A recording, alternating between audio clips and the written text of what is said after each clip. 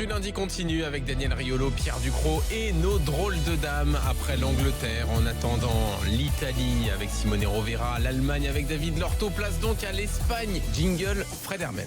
D'un système que tout le monde connaît qui s'appelle 3-3-3. Ça c'est quand t'as un joueur expulsé. Oui, exactement, il en manquait un là. Alors Fred, tu veux nous parler d'un joueur du Real? Ça me rappelle quelque chose. Pardon? Tu veux nous parler d'un joueur du Real? Ouais, ça fait des années que je cherchais en fait. Je cherchais le joueur parfait. J'ai pas dit le meilleur, hein. Attention, il y a des nuances, faut bien écouter. Après on va dire Hermel a dit que le meilleur c'était... Non, le joueur parfait. Je cherchais depuis des années quelqu'un qui serait capable de jouer à 4 postes différents. Et qui serait toujours correct, très correct, voire bon, voire parfois excellent, à n'importe quel poste.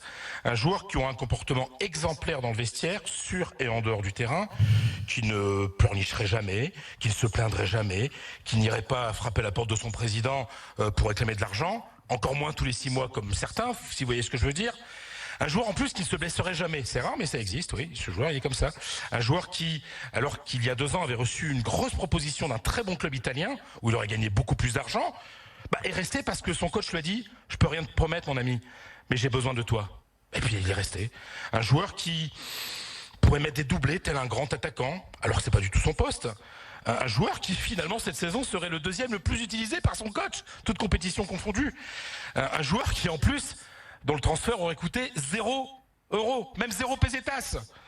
Un joueur qui, et c'est la raison pour laquelle j'insiste sur lui ce soir, sera titulaire face au Paris Saint-Germain le 14 février prochain à Santiago Bernabéu. Un joueur qui pourrait bien être décisif dans ce match au sommet du football européen. Voilà, ça faisait des années que je cherchais le joueur parfait. Et pourtant, il était là, devant mes yeux, je ne le voyais pas. Oui, je vous l'annonce ce soir, le joueur parfait existe. Il est espagnol et il s'appelle Nacho Fernandez.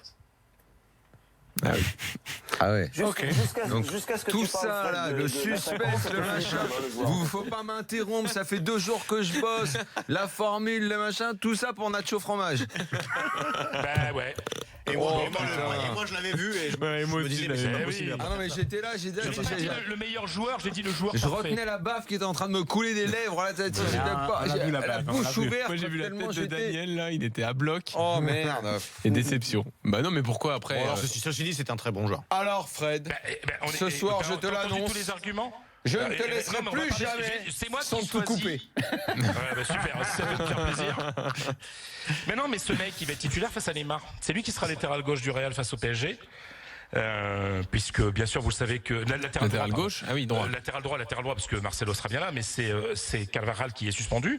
Donc c'est Nacho et peut-être que l'avenir du Real en Ligue des Champions, donc la saison du Real, va se jouer sur la façon dont Nacho Fernandez va réussir à bloquer Neymar ce soir-là ou pas Bernabéu. Mais là, tu nous en parles parce qu'il a mis un doublé contre la Corogne? Non, pas pour toutes les raisons que j'ai déclinées. Regardez tout ce qu'il y a. Oui, c'est vrai, mais après c'est le 2e joueur le plus utilisé. Oui, mais en même temps, il est le plus utilisé alors que le Real traverse une crise. Normalement, il joue pas si Ramos est là. Si, non, mais il joue à tous les postes. Il peut jouer latéral droit, latéral gauche. Oui, mais si tout le monde est là, il joue pas. Enfin, je veux dire, central droit et central gauche. Bon. Ben, moi, si ça vous intéresse pas d'avoir un joueur comme ça dans votre équipe, je crois que. Moi, c'est juste le terme joueur parfait. Voilà, c'est. Parfait, pas le meilleur. Un type qui peut jouer à 4 postes, qui est toujours bon, qui cause aucun problème dans le vestiaire et qui était formé au club. Qu'est-ce que tu veux? C'est Pierre Ducrot. Non, c'est Pierre Ducrot. Qu'est-ce que tu veux que je te dise? Non, parce que lui, il le fait au Real, donc effectivement, c'est déjà, enfin, c'est grand. Mais le joueur parfait pour moi, c'est un joueur qui a autre chose, tu vois, qui a un talent en plus, qui a un peu de génie, enfin, c'est encore plus que ça, le joueur parfait. Après, je te dis pas que c'est un mauvais joueur. Oui, parfait pour un entraîneur. Oui, d'accord. Dans son rôle, oui. Oui, c'est ça. C'est le truc. Et en plus, il a une caractéristique dingue, c'est qu'il était perdu pour le football, puisqu'il est gravement, diabétique, mais de 3 fois par jour avec l'insuline, quoi. Ouais. Et il en est là, quoi. Enfin, moi, je suis épaté par ce joueur. Et sincèrement, bien entendu, ce qui m'a poussé, ça fait longtemps que je connais ce joueur, mais le match qu'il a fait contre la Corogne, c'est proche de la perfection. Au-delà du doublé, défensivement, il a été parfait. Et vraiment, ici, tout le monde se dit que l'avenir du Real va dépendre de ce joueur face à Neymar, parce que si Neymar fait ce qu'il veut à Bernabéu, c'est fini pour le Real, hein. Surtout, enfin, tu vois, Neymar qui t'en met 2 au match aller, si t'arrives pas à le bloquer, certains disent même que finalement c'est pas si mal que sur les 2 latéraux du Real, Marcelo et Carvajal, qu'il y en ait un des 2 qui soit pas là. Vu les capacités offensives du PSG, surtout pour le premier match à l'extérieur, c'est peut-être une bonne nouvelle. Donc moi j'insiste. Bon. Alors après, si vous voulez, si ça vous plaît pas, moi je vous reparle de Ronaldo, de Messi, on fait que ça. Hein. Et puis après les mêmes mecs qui se foutent de ma gueule ce soir, ils disent tu parles que de Ronaldo et de Messi. Moi je crois que tu nous as surtout décrit le Pierre Ducrot actuel. Et c'est ça c'est beau. Voilà. C'est un hommage. Je sens un peu d'ironie dans tes propos. Mais pourquoi tu pouvais jouer à plusieurs postes? Ouais, non, mais non, on va rester. On va rester au PSG. Je l'ai jamais fait dans un club comme le Real quand même. À l'échelle, oui. Après, c'est à l'échelle du PSG, mais bon. Ah oui. Bon. Mais le PSG de l'époque en plus, quoi. Oui. Mais quand même. En même temps. Ce qui est bien, c'est que le 14 février au soir, on va reparler. Voilà. Vous foutez de très gueule, bien. on en reparle. Mais n'empêche, Fred, ça c'est vrai. Par contre, on va avoir un œil du coup un peu différent. Ah oui, c'est clair. Ouais, c'est Fred, vrai. cette victoire 7-1 donc face au Déport, qu'est-ce que t'en penses? Quelle valeur on lui donne? Est-ce que le Real est de retour? En tout cas, les joueurs ont pris du plaisir sur la pelouse. C'est ce que j'ai senti depuis la tribune du Bernabéu, et ça c'est quand même nouveau par rapport à ce qui s'est passé ces dernières semaines. Cette victoire. Et qu'est-ce qui se serait passé pour que d'un coup ça aille mieux alors? La grosse discussion qu'il y a eu dans le vestiaire, le pacte entre Zidane et les non mais ça c'est le pacte, c'était même avant que ça se passe encore moins bien. Ouais. Non, mais ça, par exemple, le pacte pour décrire, en gros, personne ne vient. D'ailleurs, aujourd'hui, on a eu la preuve de ça. Oui, genre on bouge pas au mercato, quoi. Voilà. Mais on bouge rien, mais vous défoncez et je vous fais montrez-moi que je peux vous faire confiance. D'ailleurs, Kepa Arrizabalaga, le super gardien de Bilbao, 23 ans, qui va devenir qui reste aussi d'être troisième gardien au mondial, voilà, qui est sûrement le meilleur jeune gardien espagnol, c'était fait avec le Real. Sauf que Zidane a dit non, je préfère que personne ne vienne bousculer l'équipe du vestiaire au mois de janvier. Et aujourd'hui, Kepa n'a pas eu d'autre solution que de prolonger son contrat avec l'Atlético de Bilbao. Donc Zidane a gagné à ce niveau-là. Donc c'est vrai que contre eux, sur les trois de devant, l'homme en forme, c'est Bale. Ah non, mais il est fabuleux. Non, c'est pour ça, sur les trois de devant, en ce moment, l'homme en forme, c'est lui. Ah bah oui, il est très bien. Cristiano fait pas un bon match, mais il met quand même 2 buts et il fait une passe décisive. Magnifique taconazo, qu'on a dit en français. Talonnade. Ouais. Très bien dans le mouvement pour Modric.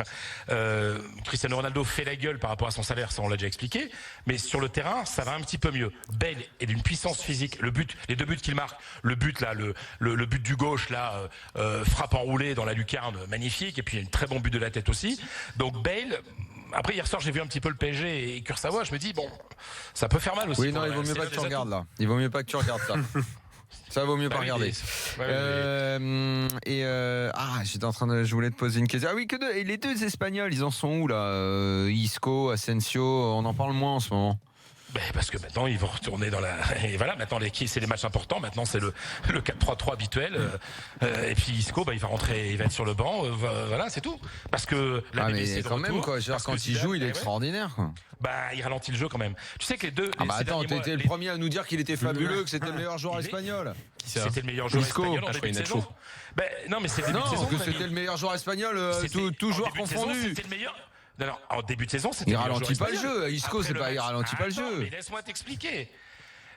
Quand il a mis ses 2 buts contre l'Espagne à cette période-là, début de saison, après la Super Coupe d'Europe contre Manchester, la Super Coupe d'Espagne contre le Barça, oui, à ce moment-là, il était le meilleur joueur espagnol. Sauf que depuis quelques semaines, il est pas bien physiquement et il tarde beaucoup à lâcher le ballon et ça porte préjudice au jeu que le Zidane aime donner au Real, ce qui est un jeu un peu plus direct. Et donc là, tu me demandes la question, Isco, il sera pas titulaire face au PSG s'il n'y a pas de blessé. Ça sera le 4-3-3 oui, on imagine, avec les 3 du milieu et la BBC devant. Les 3 Kroos, Modric et Casemiro et devant la BBC. Et Asensio Asensio, il est sur le banc, mais j'ai l'impression qu'en ce moment il joue, il rentre un peu, il a marqué en coupe. Un peu moins. Ouais, en coupe, c'est Lucas Vazquez. Maintenant, le 12e homme là, en ce moment, c'est Lucas Vazquez. Pourquoi? Parce que Lucas Vazquez, c'est le joueur qui s'adapte le plus au 4-3-3. On va avancer un peu sur le reste de l'actu espagnol, Fred. Tu nous dis Messi, de nouveau à un niveau stratosphérique, parce qu'il ne l'a pas été récemment? Il a été bon, mais hier, tu sais, quand tu vas gagner. Non, mais c'est vrai que là, en ce moment, t'as l'impression qu'il retouche. Il a jamais été trop loin des étoiles, mais il y a des moments où c'est. Les Messi, des gars. Hier, 85e minute, le public du Betis Séville qui s'est pris 5-0, qui applaudit Messi sur un mouvement, quoi. Ils connaissent le foot, hein. Bon, et puis Séville, le Betis, c'est une équipe qui est, voilà, ils adorent leur équipe, ils aiment pas perdre, mais face à ce qu'a fait Messi hier soir, ils l'ont applaudi. Voilà, donc oui, en ce moment, Messi est à un niveau stratosphérique. Un joueur ne peut pas toujours être au même niveau, ça c'est évident. Et vous allez dire que j'en rajoute, mais je me demande même si finalement le départ de Neymar, ça n'a pas fait du bien à beaucoup de gens, hein. dont Messi. Parce que Neymar, finalement, dès que Messi est augmenté, Neymar allait voir, moi je veux plus d'argent et tout, c'était gênant, nanana. Messi, là, il sait que personne vient l'embêter, que personne veut être à son niveau, que tout le monde travaille pour lui et que personne joue pour sa gueule. Et c'est vrai et que Messi, là, il est, en plus physiquement, vous voyez comment il a affûté, là. Bon, il court pas beaucoup, il a jamais couru beaucoup, mais il a pas besoin. Il fait ses 2-3 accélérations par match, ça suffit. Donc, moi, je pense sincèrement que au jour, là maintenant, tout de suite, là, ce Barça-là, il allait gagner la Liga. Là, c'est sûr. Depuis ce week-end, on savait que ce week-end, on sait que le Barça allait gagner la Liga parce que les deux poursuivants, Valence et l'Atlético, ont été accrochés. Et là, ils ont 11 points d'avance sur l'Atlético. Donc, avec en plus le fait que vous avez des mecs qu'on n'attendait pas, comme Paulinho, qui fonctionne à chaque match.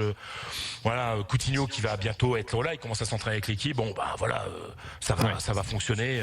Et là, le Barça, pour moi, il est en ce moment en Espagne intouchable. Et en Europe, je pense que ça va faire des dégâts aussi, quoi. Ok, et Griezmann qui plante donc. Ouais, avec Diego Costa. Alors plein de gens disent en Espagne, oui, c'est pas bon que pour Griezmann, Diego Costa prend toute la lumière vers lui. Bah oui, justement, Diego Costa prend toute la lumière vers lui, mais d'un point de vue tactique, c'est parfait pour Griezmann d'avoir un numéro 9 comme de référence qui se bat avec les défenseurs centraux comme Diego Costa. Donc Griezmann, il plante, voilà, il plante des buts. Il y a une petite histoire cette semaine par rapport à l'accord avec le Barça. Ce qui est faux que Griezmann ait signé un accord secret avec le Barça. Bien sûr qu'il y a des discussions, mais c'est loin d'être fait. Donc ça c'est réglé. Donc Griezmann, il va finir tranquillement sa petite saison avec l'Atlético, et puis après il verra où il va aller, mais il n'est pas encore au Barça, je peux vous l'assurer. Très bien. Voilà pour l'Espagne. Dans un instant, petite information importante, l'Allemagne. Oui, vas-y. Ah, oui. Super rapide. 9 joueurs saoudiens qui ont été prêtés en première division, en deuxième division, en troisième division. Dans des clubs comme Villarreal, Levante, Leganés, Valladolid. Ça change l'échange commercial, ça.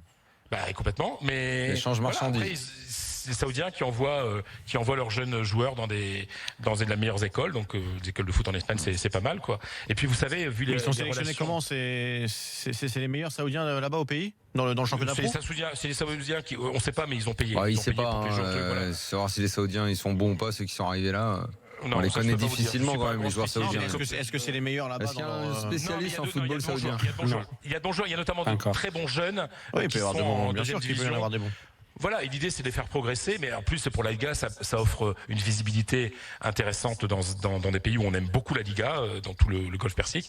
Et voilà, et en plus il y a historiquement des liens tellement proches, culturellement, historiquement, diplomatiquement, d'oseille entre aussi. le monde arabe et d'oseille.